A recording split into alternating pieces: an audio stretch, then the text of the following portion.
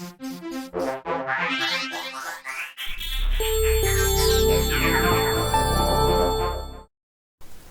this video is just to give you a look at the exterior of the LC300 different models. It's just all use and throw to B-roll footage.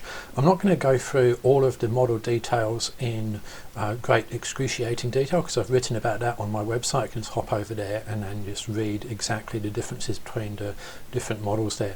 So what you can see on the screen is the GX, which is the poverty pack model. That's not Toyota's term for it, that's our term for it.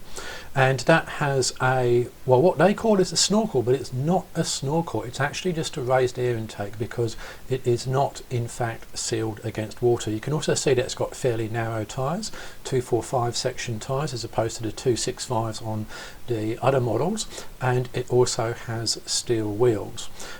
It has Toyota's crawl control system, but it lacks multi-terrain select, and it's also got the highest payload and it's the cheapest, and I think this would be my pick for towing and off-roading because of the payload and the cost.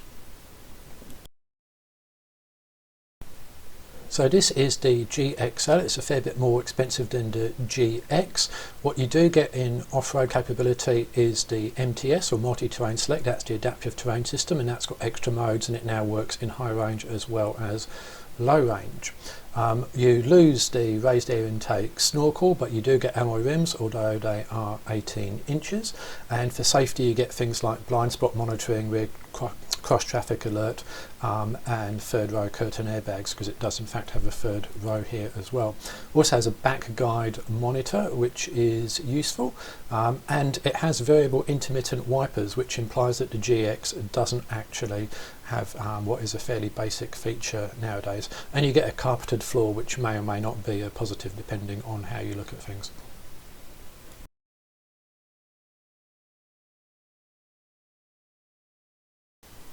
Now we're into the VX, and we get a bunch of things like LED headlights, which is good, and puddle lamps, which is probably, yeah, if you like that sort of thing, that's great, as is the leather gear shift, etc.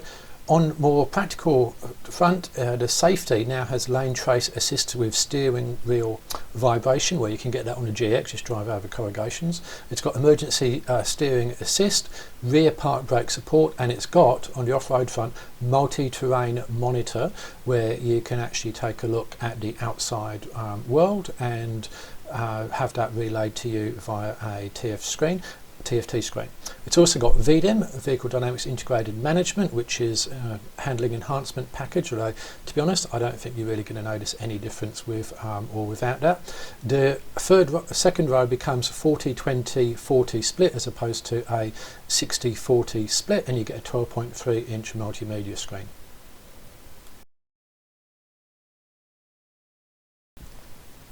This is the Sahara, which on the LC200 line was top of the range, but on the LC300 it's not. There's a couple of models above it. So what do you get over and above the VX? Well, you get some chrome accented exterior door mirrors, you get leather accented seats, you get sequential turn signals, you get a 14 speaker JBL premium system, you get a heads up display, and your driver's seat now has 3 memory settings.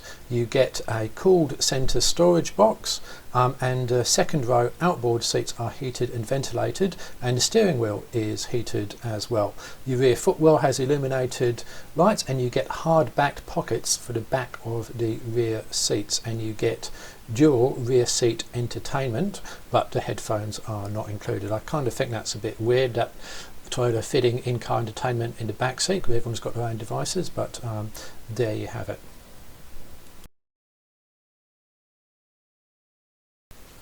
Now this is the first of 2 flagship models, the Sahara ZX.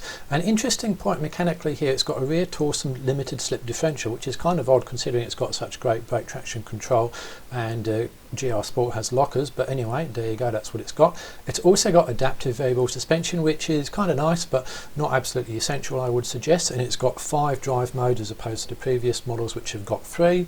The 5 drive modes are probably 4 too many, certainly 3 too many. Now, Also on the off-roading front, it's got 20-inch wheels, which is a disadvantage. You don't want to have them for off-roading.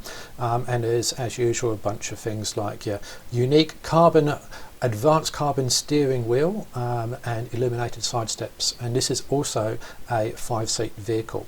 Should also note that it's got the really cool adaptive high beam system, and the rear power hatch has a kick sensor as well. Now we come to the really cool model with all of the off-road goodies, apart from the fact it's got 18-inch wheels as opposed to 17. That's an intentional decision by Toyota to reflect the use case of the vehicle. I personally would have preferred 17s, but there you go. Now it's the only one with EKDSS, which I fully explained in my other video. It's the only one with front and rear lockable, cross-axle lockable differentials. It does have AVS as the Sahara ZX does, and it does have some pretty cool color schemes as well. And it's also got the adaptive high beam system, same as the ZX, and it is also only a 5-seater. As you can see, that there's some GR badging and scuff plate ornamentation, etc. So which one should you buy? Well, my advice is always start at the base model, in this case the GX, and then look carefully through the list of upgrades and see if you really want to pay the money for anything extra. Also note that you might be able to buy a lower spec model and then get what you need out of the aftermarket at a cheaper price and possibly more tailored to your needs, as opposed to paying for it directly from Toyota. That said, I do think that the GX is the way to go for off-roaders and towers because it's greatest payload and cheapest price, but I'd be wanting to waterproof that snorkel, that's for sure.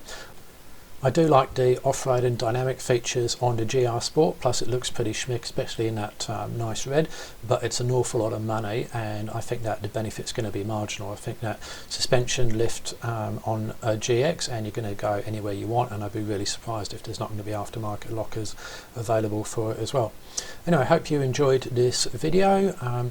If you want to look at the full details, go to my website, and also check out the other videos I've done on towing analysis and explanations of how the 300 series works and my first drive.